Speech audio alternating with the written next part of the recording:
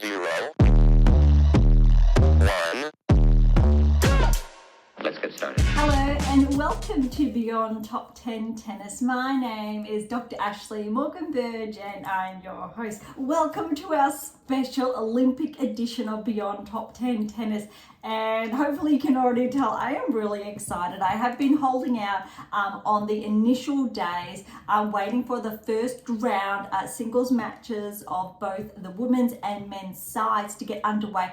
And we've got, let's say, at least a good half of the second round action. And as promised, we have been doing our special editions, so I really wanted to dive in and really get today's episode going about really the layout essentially of who's up next, who's playing who, and really who's in line for essentially that next gold medal, that silver and or bronze. Some interesting, I think, facts here is that the women's defending a gold medal champion is Bencic, who is not in action. Former top 10 player. She's taken, we'll say, maternity leave, and I'm sure she will be back, whether it's later this season or next season. And Zverev is actually the reigning gold medal champion there. Djokovic has never claimed gold, so we know he has his sights set on that one. Swiatek, obviously, she's in the running as well. Alcaraz, likewise. Gauff, likewise. A lot of big names there. We know this is Murray's last event. And a really interesting fact here is that Murray has won Olympic gold not once, but I do believe twice. Please correct me if I'm wrong. Federer never got lucky enough to win gold. He did win silver. Nadal has won gold on more than one occasion. Very exciting. So we know he's done that singles. I believe also in doubles. And the women's counterpart of that is obviously Serena. We know she has won gold as well, and in the doubles. And really interesting is Venus has as well. And I think that caps off, I think, currently the active players on tour at the moment, or some who have recently retired. Svitolina's up there with a gold medal. And there are a couple of other players in the mix. I'll see if I can capture them today, because really a lot of the data that's spread across the Summer Olympics, it's quite widespread. It's not really comprised to one nice rundown, for lack of better wording. But I think what's really interesting in today's episode that we will touch on is the number of top 10 players that I've got over here who are not in action. First and foremost though, look, if you've been with us for some time now, you know what we're all about, so thank you so much. If this is one of your first episodes, this is probably coming off a little bit different by all accounts. I really would, as always, encourage you to track back to our early episodes. Books 1 through 50, or episodes 1 through 50, focused on one of my initial releases, the secrets to optimal performance success before the secrets to optimal coaching success followed. Let's say for the first roughly 70 plus episodes. And really, this season, so the 2024 season, has really focused on WTA and ATP Tour specific rankings and results, where we've been giving essentially real-time applications of that data, courtesy of my latest release, How to Develop a Top 10 Tennis Ranking, being released at the end of last year as I reach out a screen here. So that's there. And then there's 7 keys. They're my 2 latest releases in this series. Obviously, there's been a fictional release there. If you're not familiar with my background, please do head on over to AM8 International, click on About, then go to Dr. B, and you'll see a good rundown there, or click on the books there and you'll see each of those specific publications. Really important, because they really do set the foundations for really what I'm talking about and what we're discussing. But the key intersections between performances, play, projections, and we do have those special editions that have happened throughout the season, from the Australian Open, French Open to Wimbledon. And of course, our live feeds have been coming exclusively since, I'll say, episode 88, which is it timed up very nicely with the beginning of the French Open. And then more recently, we've obviously only had a few weeks ago the Wimbledon Championships, and now obviously we have the Olympics. We will get back to our normal format after the Olympics, but we may throw a few in between there. But let's get started. Okay, we're going to start as always, women's side before we cross over to the men's tour. But really interesting, I thought it would be fun today to also look at the doubles actions, because granted it is the Olympics and you are essentially capped with the number of players you are allowed per country to represent as a country. We have actually a lot of singles players in the doubles that we wouldn't typically normally see. Not all, but some. So I really want to preface the conversation around doubles actions is that it is specifically catering towards singles players. And so there will be a lot of exceptional doubles players in the mix, though the focus will be shifting to the singles players. And why? Essentially, I'm very careful with this because a lot of the, essentially all of our data crosses over with individual and single interactions, which means if we're talking from a double standpoint, the data hasn't explicitly, say, focused on that, whilst by all accounts there are a complete cross sections there. I feel like it's very important to be very transparent with the data and to follow a clean path. Okay, so let's dive into the action on the WTA Tour and kick things off with Swiatek. Look, Swiatek first round, she faced Pegula, and if you're like me and you were tuning into this, you may have noticed something we haven't really seen too often, and I can't actually recall the last time I saw Swiatek perform like this, at least earlier, very early this season, where she was not playing her best. You could definitely see she was rattled by nerves, potentially very early on in the Frenches when we saw this, those let's say that the match around when she played Osaka. And if you have been tuning in for some time and you did tune into that special edition, you'd be familiar with how I have recalled that match on a number of occasions. But the difference here, Pegula, she played well, though I won't go as far as saying she played the absolute best match of her life. Swiatek was riddled with errors for the best part of that the first and second set.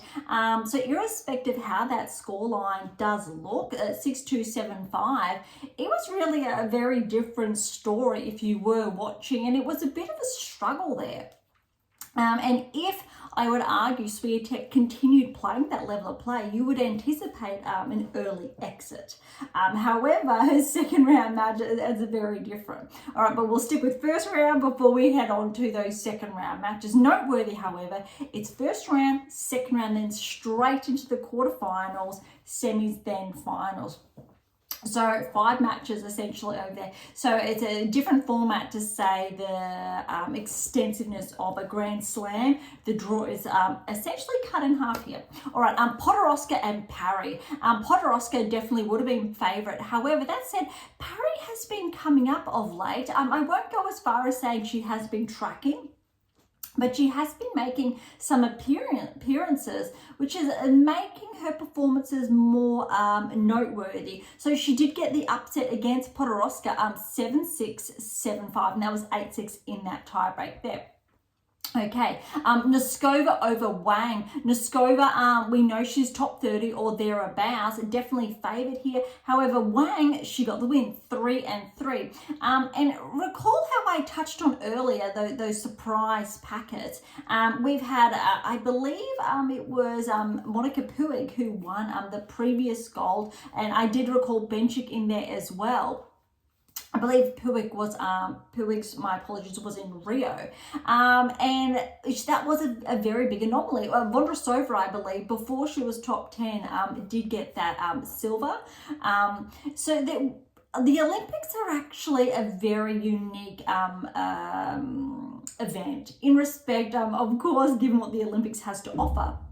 but we don't typically always see the players that are more favoured to win. So as I shared previously, of course, Murray has won on multiple occasions. Federer, however, has not won gold. Nadal only once. Djokovic has finished fourth, I believe, on 2 occasions, and he has bronze on another occasion, but he's never medalled, I believe, higher than that. Serena, I did touch on. Yes. Venus, yes. Although, contrary to belief, it wasn't that Serena got gold every 4 years over the span of her career when she was essentially a top 10 player. I know Kerber, I want to say silver. There could be a gold in there, but for safekeeping, I will say silver. So we know that the best players in the world do not always capture the gold, the silver, and the bronze. Zverev, for example, when he got his gold, he wasn't essentially favoured. He was, I think, roughly 5 or 6 in the world at the time. He was having a really good season, but I do believe it was the season where Zverev was runner-up at the Grand Slam, the US Open there. So when he was that finalist. So he had a really good season. Bencic was top 10 at that time, but there are so many other players who underperform when it comes to the Olympics. So pressure plays a huge part, I think, in performances here, but it also provides a very good platform for players who are not favoured to make a really good run. And I've already touched on only a handful of players, and there have been some surprises already. All right, Cocchiaretto over Schneider. Schneider's 15th seed favoured here, and she got the win there, 6-2, 7-5, first Olympics. A lot of first Olympians here as well. Noteworthy as well, the seedings are skewed on both tours because Sinner on the men's side, late withdrawal, and Rybakina on the women's side, late withdrawal. De Minaur, late withdrawal. We knew Sabalenka was not playing. There are a number of other players, I believe, and that's predominantly that on the women's side was really Sabalenka, and Rybakina was the late withdrawal. So the seeds are skewed only slightly. And the men's side, yes, we know Sinner was a late withdrawal, same with De Minaur, and we know Rublev was not playing. That's really the top 10 there, but we will dive into more players shortly.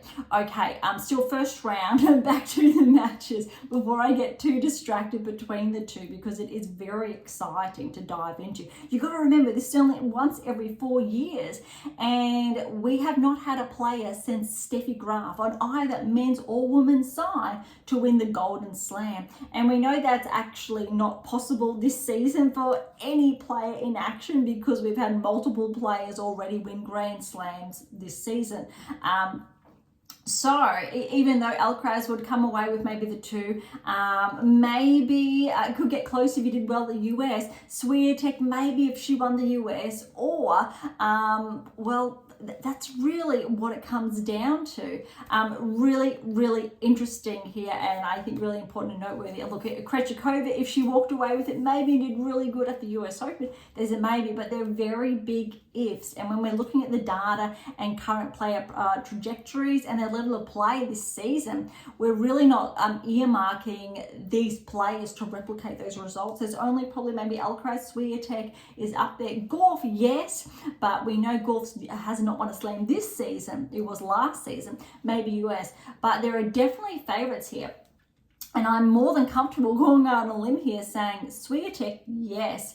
Gauff, yes, to be favoured here. Collins is a big maybe. Paolini, yes. But in that mix, I'm also actually going to put Zhang. Even though she's been underperforming this season, she's come off a title win recently. And it'll be very interesting. But another dark horse above that would be Ostapenko. I think Ostapenko potentially could be quite dangerous. Although, wait for what I'm going to share next. Huge upset. Ostapenko, 10th seed over Osorio, and bowed out first round, 4-3. So that really highlights when you can see how a player tracks.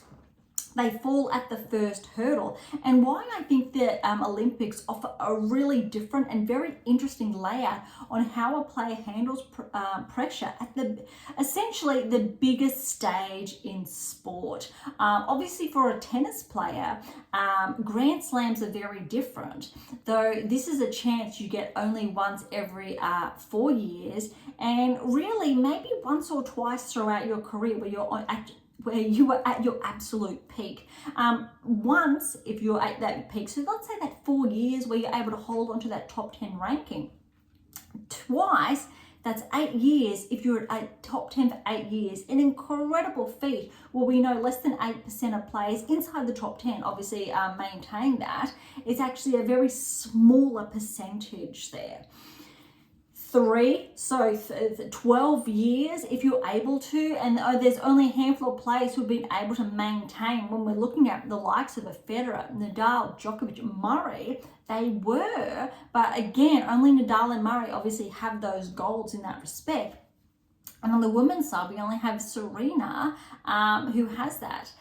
Really, really impressive, I think, when we're looking at the longevity there, but also the longitudinal analyses.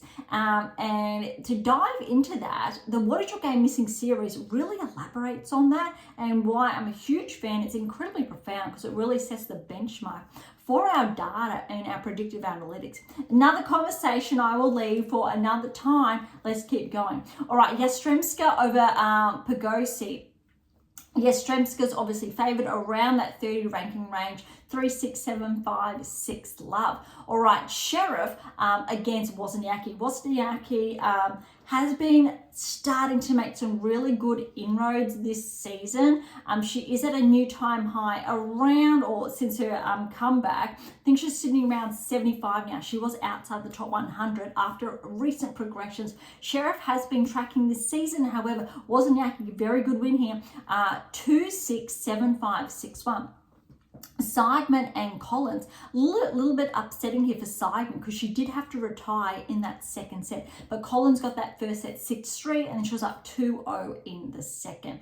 All right, Garcia, 17th seed over Christian. Garcia is the hometown favorite, being obviously French, huge, I think, weight on her shoulders in this respect.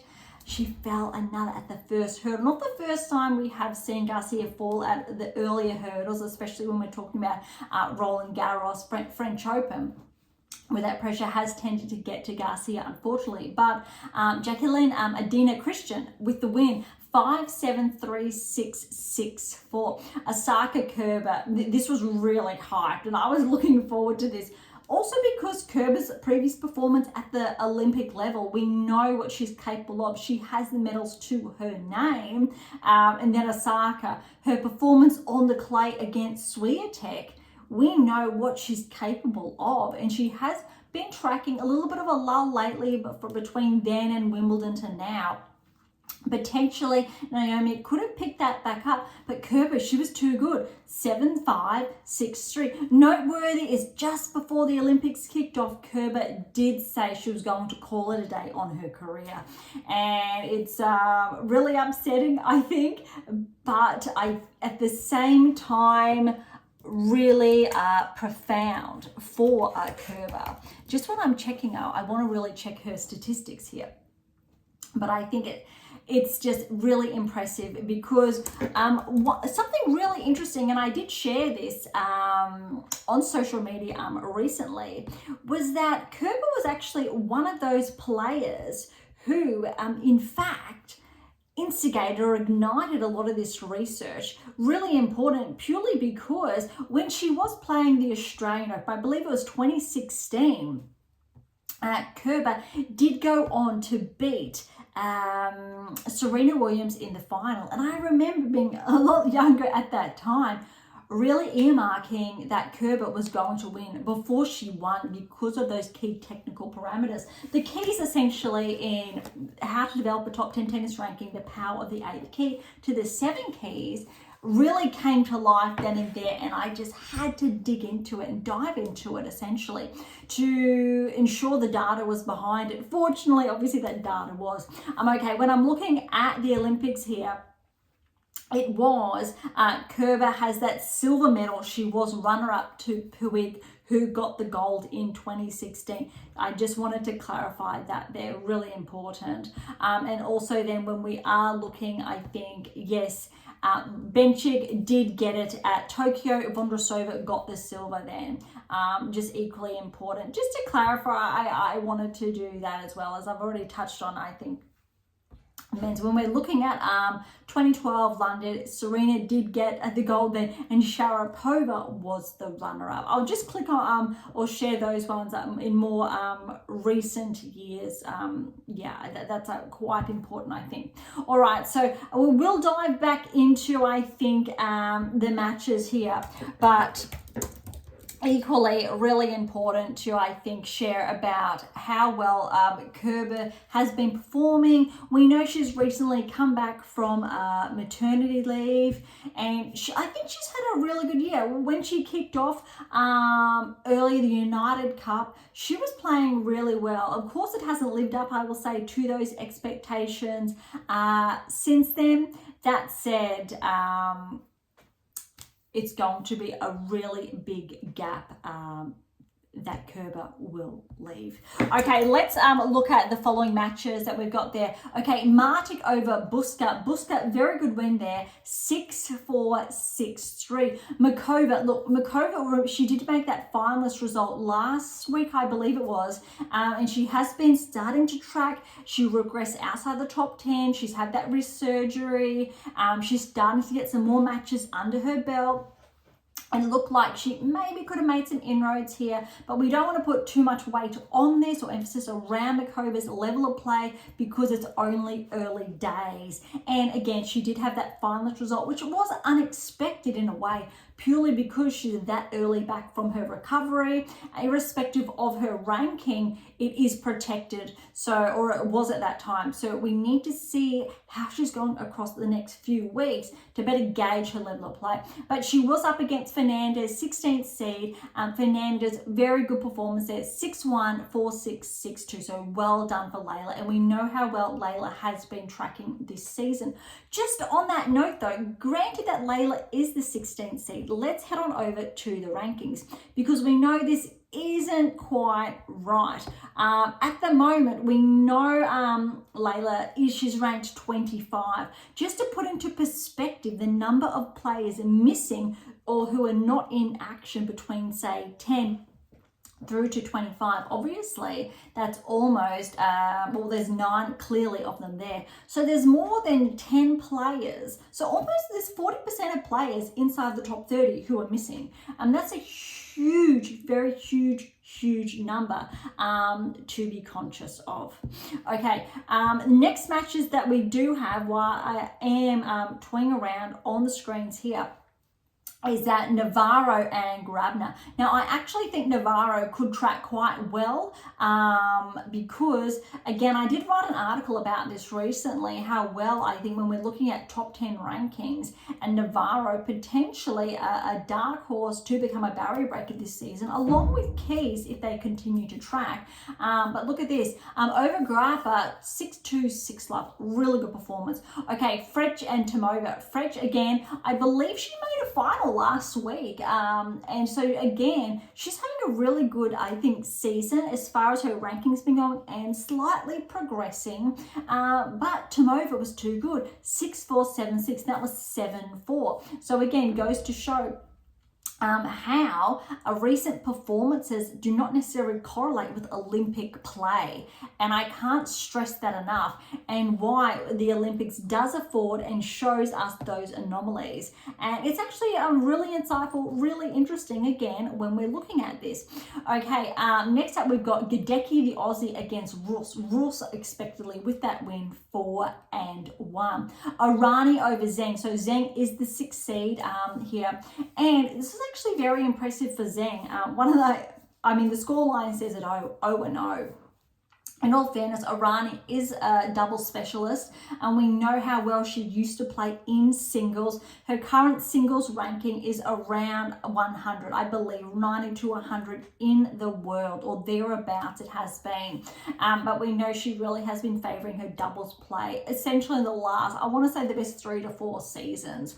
So this is a really good win for Zheng. Unfortunate for Irani, but it's not that surprising. Pegula, very good first round win over Gulbik, 3-4. And I have shared this previously that Gulbik, Pegula is not favoured. Her level of play is not correlating at this stage with the top 10 ranking. by all accounts it did last season, it has fallen off. And I have shared this recently and the underlying why. So I would encourage you to tune into those early episodes really to, I think, dive in deeper and to better, I think, understand, I think, the background to that. All right, Svitolina against Ushijima, 6-2, 6-1. Interesting here is Svitolina has a medal. I do believe Svitolina has bronze to her name. Really exciting there. At least on one occasion, I believe she's been fourth previously as well. So again, Svitolina is one of those players who has showed up for more than that 4, 8, 12. When we're looking at, say, those 3 Olympics, for example, really noteworthy there. And it would be, look, Svitolina, we know she's a mum. We know what she's capable of and performing. And I think it would be incredible, really, if she was able to pick up a medal. That would be absolutely phenomenal. That said, time will tell. She's obviously not inside the top 10, irrespective that her ranking has been slightly pushed outside, I will say, the top 30. She definitely is top 15, her current level of play and how she has been performing. Really important, I think, to shine the spotlight on that. So yes, just confirming there that it is a bronze there for Svitolina that she has had. And she was a flag bearer too. We've had a number of tennis players that have been flag bearers. And on that note, if you did watch the opening ceremony, you would have seen, like, probably, I'm sure, 99% of tennis players around the globe seeing Serena and Nadal in action in Paris. Was very exciting. And even Mauresmo there. We had a number of players, very exciting. All right, Wang and Korpash first round there, and Wang with the 6-2, 6-1 win. Sarah Soares Tormo against Krejcikova first round. Krejcikova is the 9th seed, and Krejcikova had a very good win there, but it was tight in 3 sets. 4-6, 6-love, 7-6, and that was 7-3. Almost bowed out at the first hurdle. So we know Krejcikova is the reigning Wimbledon champion, and that's only been a matter of 2-3 weeks now. A very, very close first round there. Of course, you need to give Krejcikova a chance. She just won Wimbledon. Obviously, it's the same with Swiatek. Paolini, of course, with 2 back-to-back finals. So I think these earlier rounds will tell us a lot nonetheless. Okay, Haddad Maia, 14th seed over Gracheva. 3-set win, 6-4, 4-6, 6-love.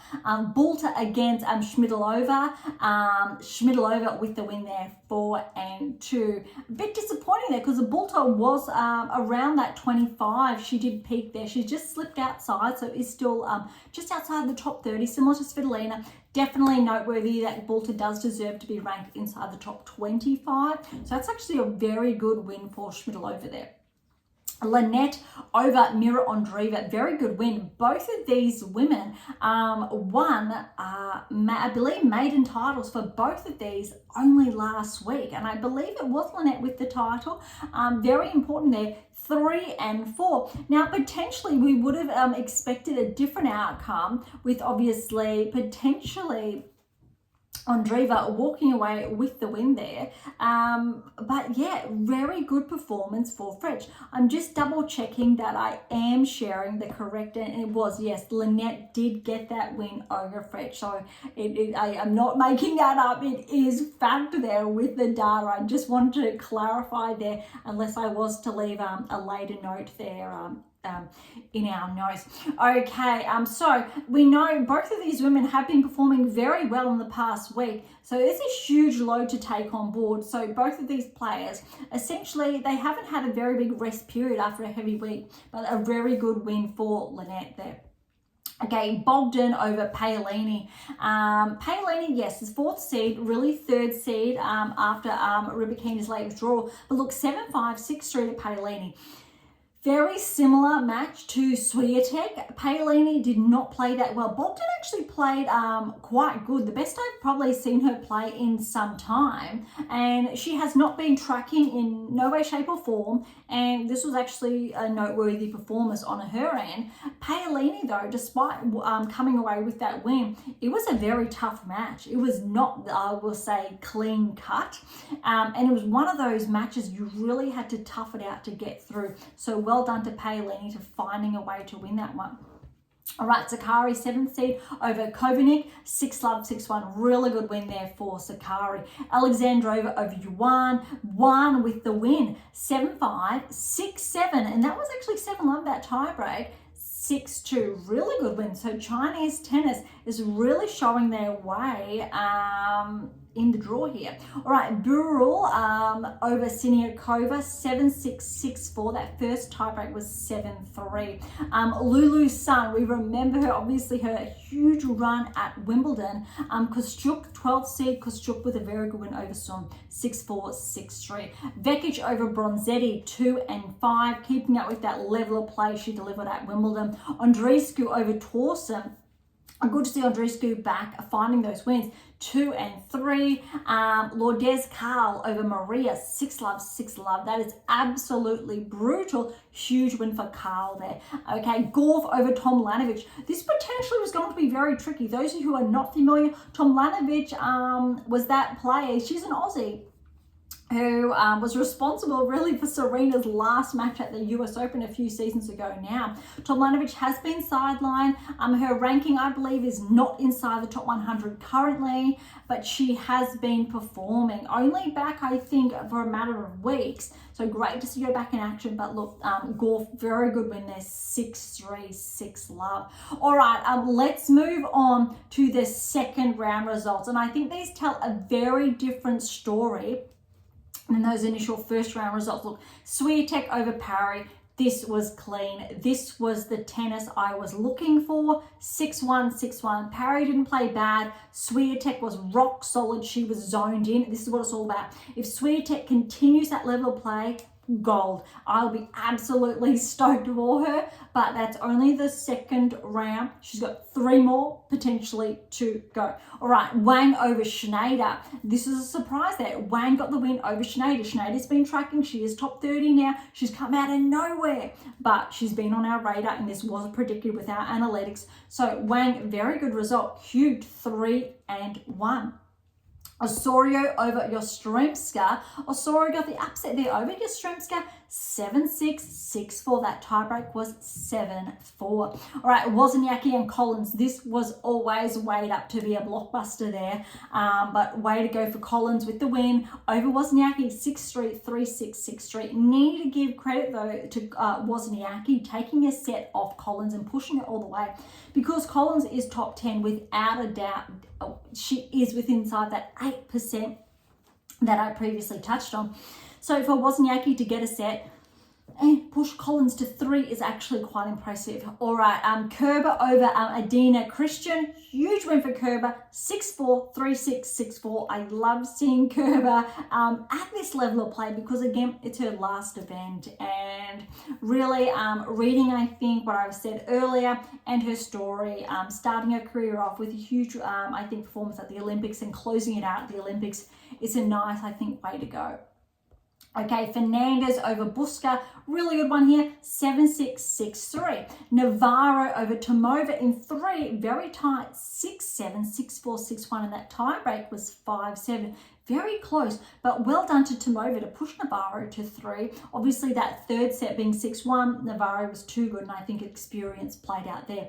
Rus over Zhang. Zhang got that win, 6-2, 6-4. This is the best I think we've seen Zhang play since the Australian Open. Her performance between the Australian Open to now has not correlated with that top 10 ranking. But in the last week, or the last 2 weeks, she's starting to lift that level of play. It's been hiding essentially for the best part of the last 6 months, and it's starting to come out of the woodworks. And I don't want to write Zhang off. We've touched on over and over again in the last few months that her performance has not correlated with the top 10 ranking.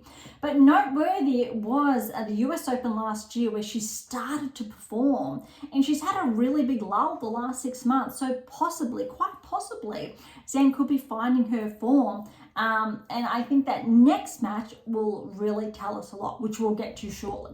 All right, Pegula, Svitolina. Pegula's the 5th seed, but when we're looking at that level of play, Pegula's not top 10. She obviously is on paper, but her level of play has not been correlating with that top 10 ranking. Svitolina, however, has been, despite her ranking. So way to go. Svitolina with that win here, 4-6, 6-1, 6-3. That was a huge performance there. All right, Krejcikova over Wang. Good win for Krejcikova, 3-2. Haddad Maia, 14th seed, fell to Schmidlova, 4-4. Lynette fell to Paolini. So very good win there for Paolini, especially given Lynette won that title last week. 4-1. A much more clean-cut win for Paolini, which we'd love to see. All right, Sakari, 7th seed over Yuan. Good win for Sakari. Very clean, 2-1. Very solid first and second round performances. Kostyuk over Burel, 7-6. That was 7-3. 6-2. Vekic over Andreescu, 3-4. Continuing that level of play from Wimbledon, which is really good to see. And Gauff, very clean win over Carl, 6-1, 6-1. All right, so we got first round, second round, but now it is quarterfinals. That's just how the Olympic draw essentially plays out. So I think what's really, noteworthy and exciting here is that we have all of these lineups. We know what's to come. And it's quite impressive. And I'm just checking 1, 2, 3, 4, 5, 6, 7, 8, checking that I am giving you what's obviously to come here. But yeah, that's really, really exciting. So third round we will have, however, before the quarterfinals. So third round action that is lined up, while I do just check obviously those numbers because there's a little bit of a different layout here, is very, very noteworthy and equally important. Okay, next up, so third round match for Swiatek is going to be Wang, and you need to favour Swiatek there. That said, Wang's actually not been tracking this season. She had 2 very good, impressive earlier wins. Osorio over Collins. You need to favour Collins, which means potentially quarterfinal matchup, Collins and Swiatek. We were hoping for that to happen, I believe, at Wimbledon, and then Swiatek bowed out early, and that wasn't to be the case. Really interesting to see how that's going to play out. Kerber, Fernandez, really need to root for Kerber given that it is her last Olympics, but obviously Fernandez is going to be favoured. Navarro, Zheng, this is really going to tell us, I think, a lot how Zheng's level of play has been tracking with the top 10, especially granted that Navarro has been playing almost, not quite, but almost like that top 10 player, but definitely on path to become a barrier breaker quite possibly this season. Svitolina, Krejcikova, that is going to be tough. You need to probably favour Svitolina on the clay. But look, that said, we know Krejcikova, she's won the French before. She's just won Wimbledon. So Krejcikova, without a doubt, is favoured there. Schmidlova over Paolini will be a very good, I think, run or test for Paolini. Definitely favoured there. Sakari, Kostyuk, that's going to be testing. Potentially Kostyuk's favoured.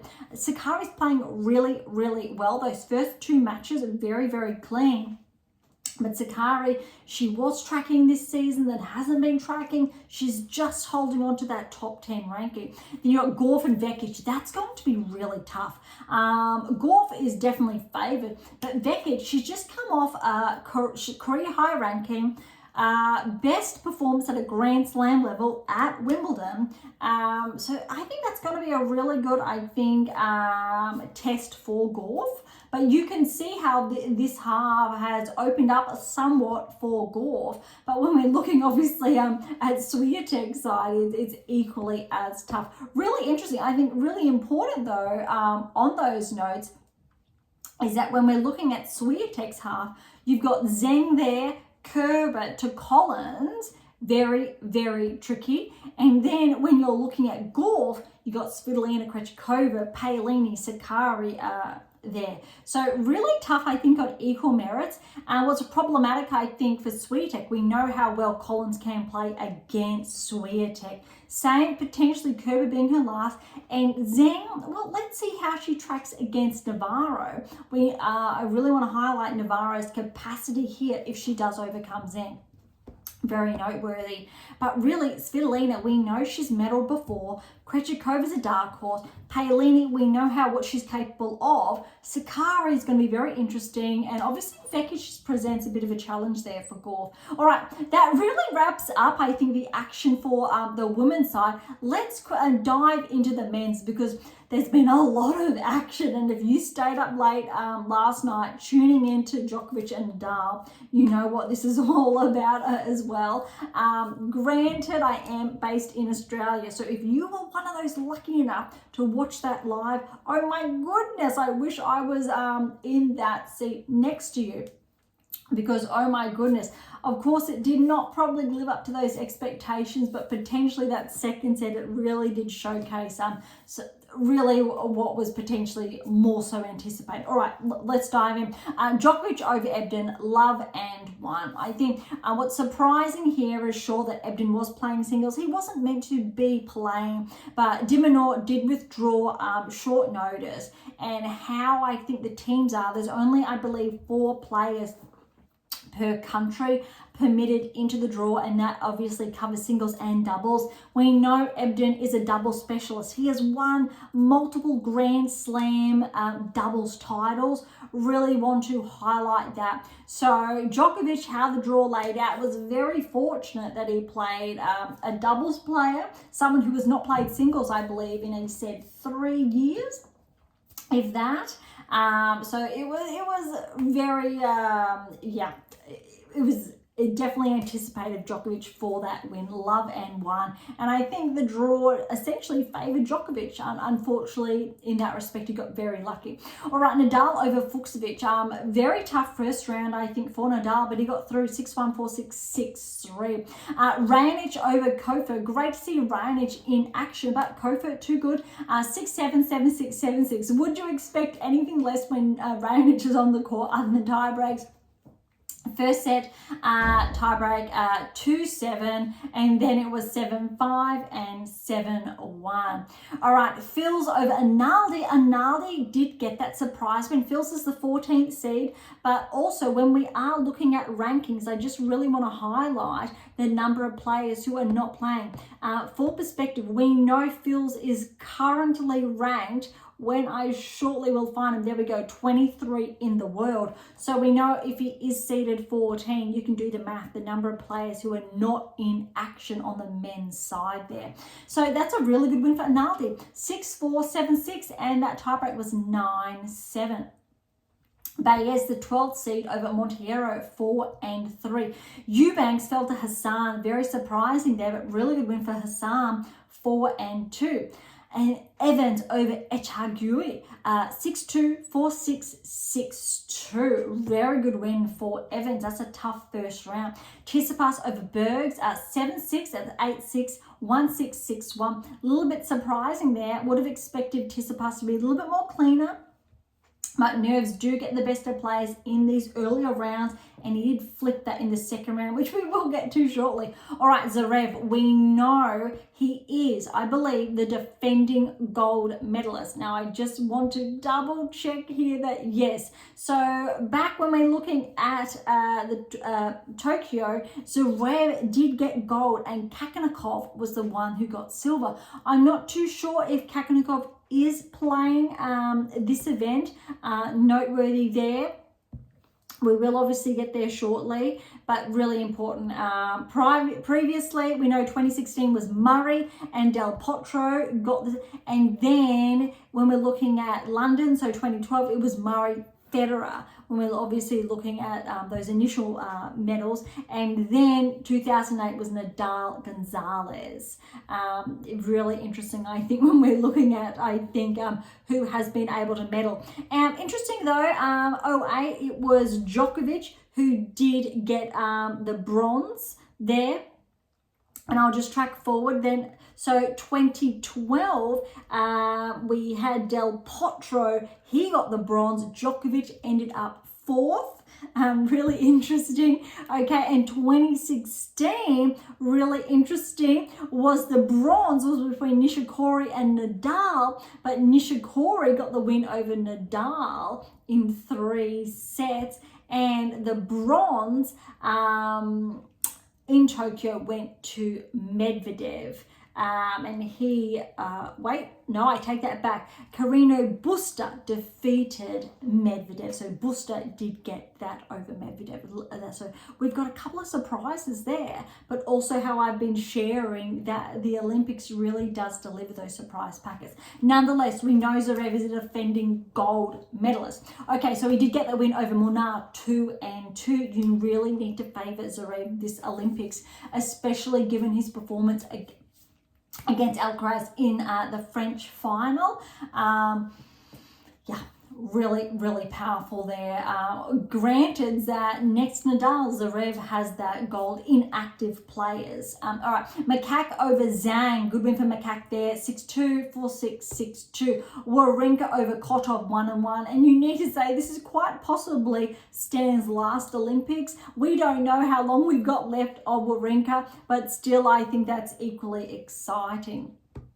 Okay, Poprin over Jari. Jari is the 16th seed, so a really good win for Alexei here, 6-3, 7-6, and that was 7-5 in that tiebreak. All right, Musetti over Monfils. Musetti is the 11th seed. Important there or noteworthy again when we're looking at the rankings. Musetti's current ranking is 16, so he's scraped in there with the rankings, which is really 10, granted that the seedings were done prior to Sinner obviously withdrawing. But 6-1, 6-4 over Monfils, a really good win there. All right, Navoni, good win over Borges, 2-2. Draper, huge win over Nishikori, potentially Nishikori's last Olympics as well, 1-4. Bublik and Fritz, potentially this was going to go to 3, but Fritz 7th seed was too good for Bublik. 4-4. Rudd and Daniel. Rudd 6th seed, very good win, 5-1. Martinez over Vasori. Vasori with that win in 3, 6-4, 4-6, 6-4. Cyril Lundo over Barrios Vera. Very good win for Cirulondo, 2-1. Marazon fell to Humbert, 10th seed, 3-2. Agor Elisame over Garon. That's very impressive. Granted that Garon has been tracking, especially the last 2 to 3 months. So Felix Agor Elisame 1-4 with that win. Martier with the win over Lakovic, 6-3, 6-7, and that was 6-8, 6-3. Offner over Haas, 5-2.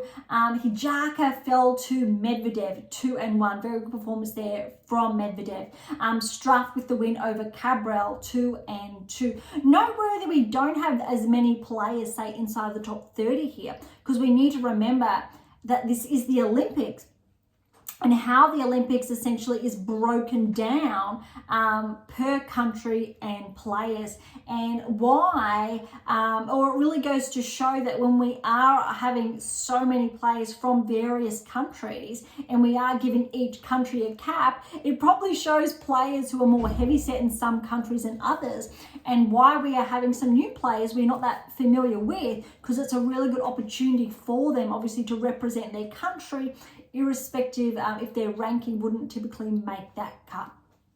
Okay, Mute over Nagal.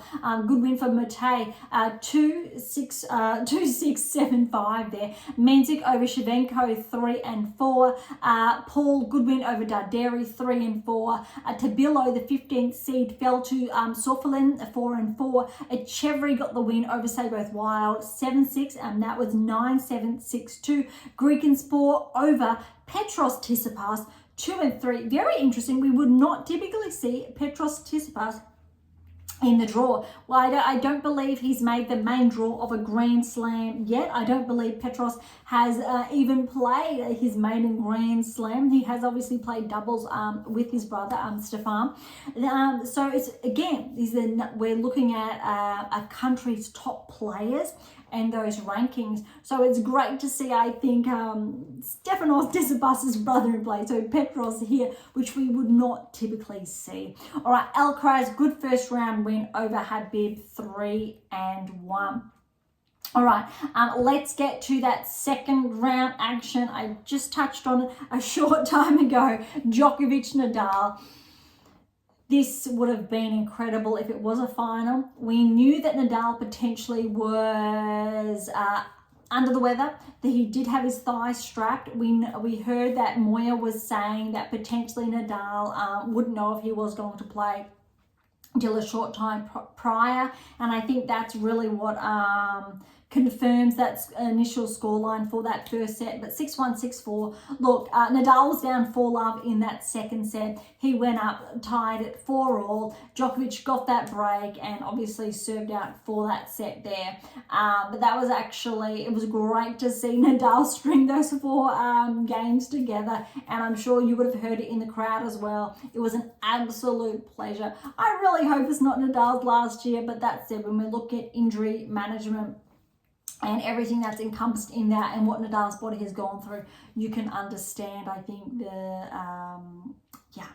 how powerful it is to see him in action at the Olympics. And to put into perspective, Nadal won gold in 2008. That's over 10 years ago. That's 16 years ago. So it's his 4th Olympics. That's absolutely huge. So really important, especially when we're looking stylistically at a player's game, how it is performed, and how Nadal's game really is built on, or his body, or the demands in respect to Djokovic's game. So there are actually, that's a different discussion for a different day. So it's not surprising in some respects, but I'll leave that to the books, the data to unfold, especially the What Is Your Game Missing series, and how it really shares more on those key technical parameters and inferences to differences. All right, second round again, Kofer with a win over Analdi in 3-6, 6-2, 6-1. Baez, the 12th seed, with a win over Hassan, 6-2, 3-6, 7-6, and that was 7-3. Now, Tsitsipas, a very good win over Evans, 1 and 2. So you've just heard me touch on Tsitsipas, that first round, a little rough around the edges, but second round, a very good win over Evans. Okay, that really wraps it up, because we do not have that other half of the men's in action. We have missed out on that it did not have a chance to get underway, essentially per the schedule, because we have in the second round, Zverev and Makak will face off. Wawrinka and Poprin will face off. Mazzetti Navone will face off. Draper and Fritz will face off. That'll be a very good match. We do have Run, however, and Vasuri. Run did get that win, 4-6, 6-4, 6-3. Serralundo upset the 10th seed Humbert, 7-5, 6-7, 5-7, 7-5. Very good one for Serralundo there.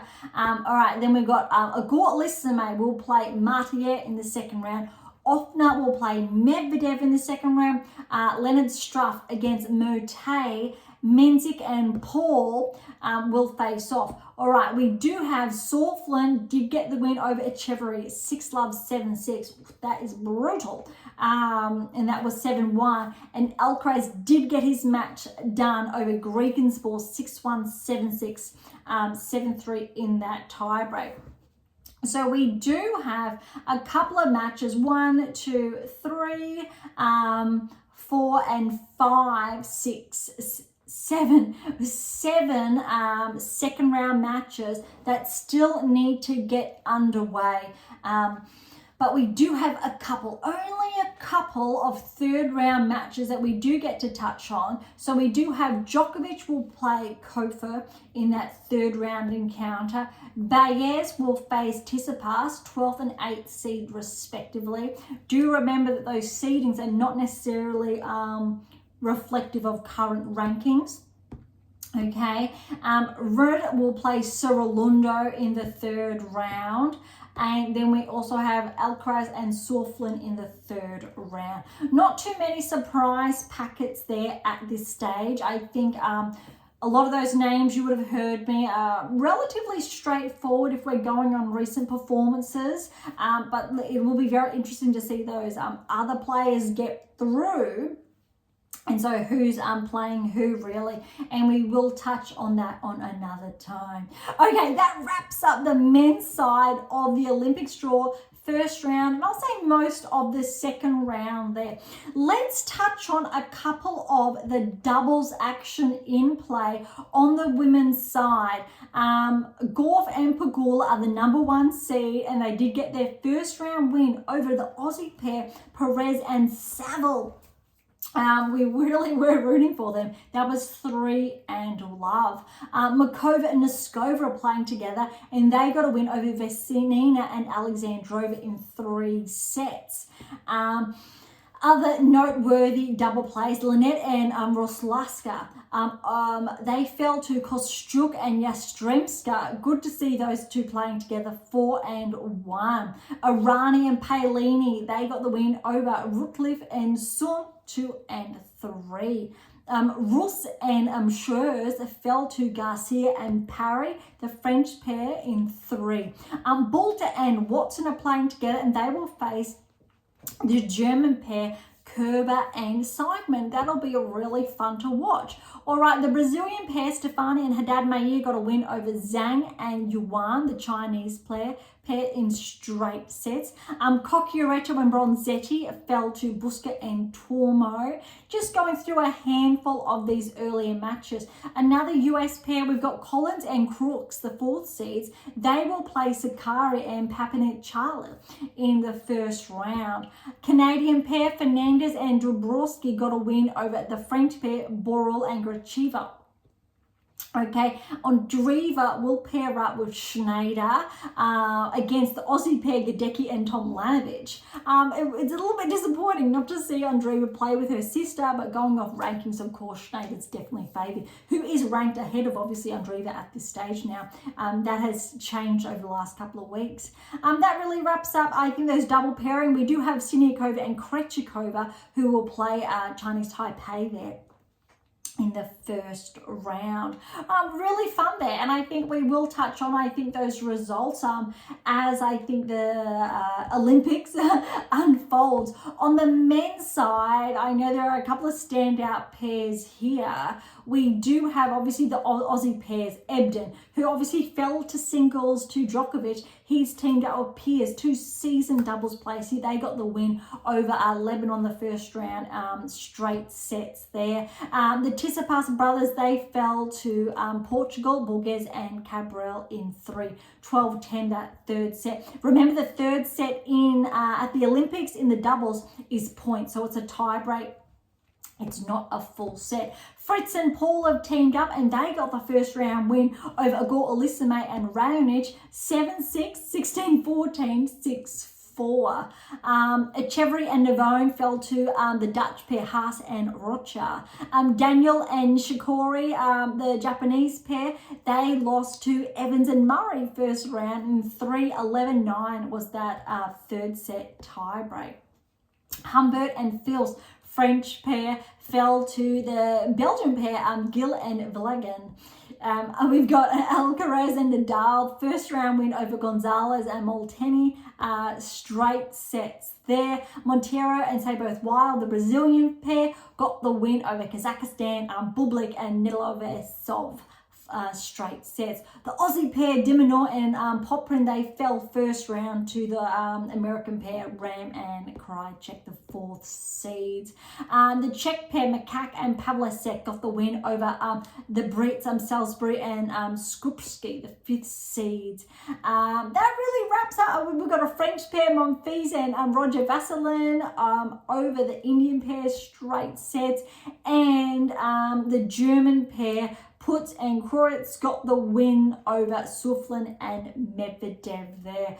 Bit of fun. Let's do the mixed and see who's in action, because I think it's a really unique opportunity when I think the men and women, especially when it's country-based, get to team up. United Cup, similar format, but very different stage the Olympics affords. All right, Zverev and Seichmann are the number one seeds there, and they fell to the Czech pair Siniakova and Makak in straight sets.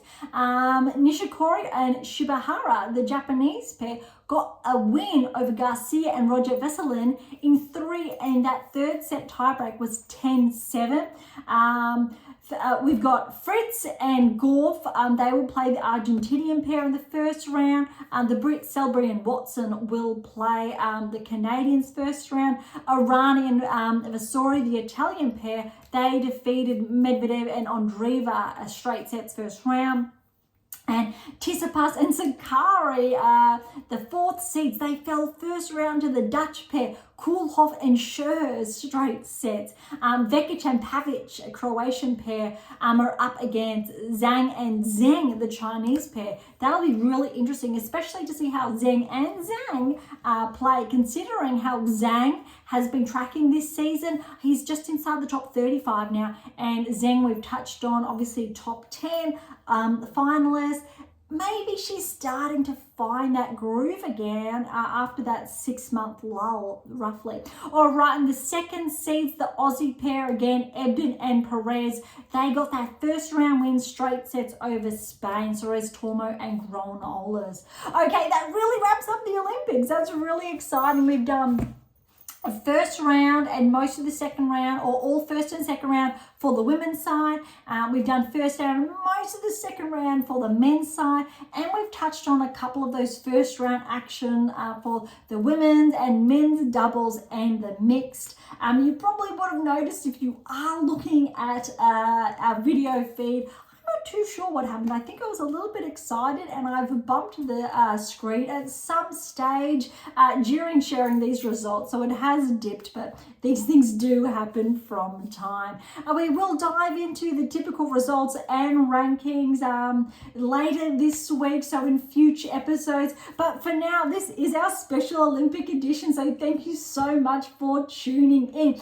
To grab your copy, as always, of How to Develop a Top 10 Tennis Ranking, or the 7 Keys, or any of my other books, head on over to AM8 International, or irrespective where you're based in the world, head on over to Amazon. Too easy. If any comments or questions, head to AM8 International or Topic Thread, the social platforms set on data privacy. To interact with Beyond Top 10 Tennis, head on over to AM8 International, Spotify, Topic Thread, or YouTube.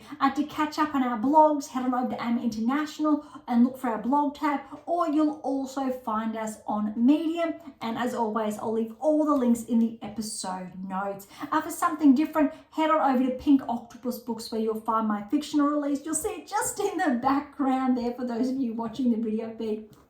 For something left of field, visit Sprut for some random polls. And of course, if you enjoyed today's episode, please subscribe, like, share, and all of the above would be absolutely phenomenal. And of course, for those who are interested, we do have scholarships available on AM8 International, as well as options to work with me exclusively to optimize your performance and nudge you closer towards that top 10 tennis ranking. So as always, don't be shy and come and say hi. On that note, thank you so much for listening. I really hope you enjoyed our special edition for the Olympics. I am so incredibly grateful. I am your host, Dr. Ashley Morgan-Berge, and this is Beyond Top 10 Tennis, and I'll see you next time.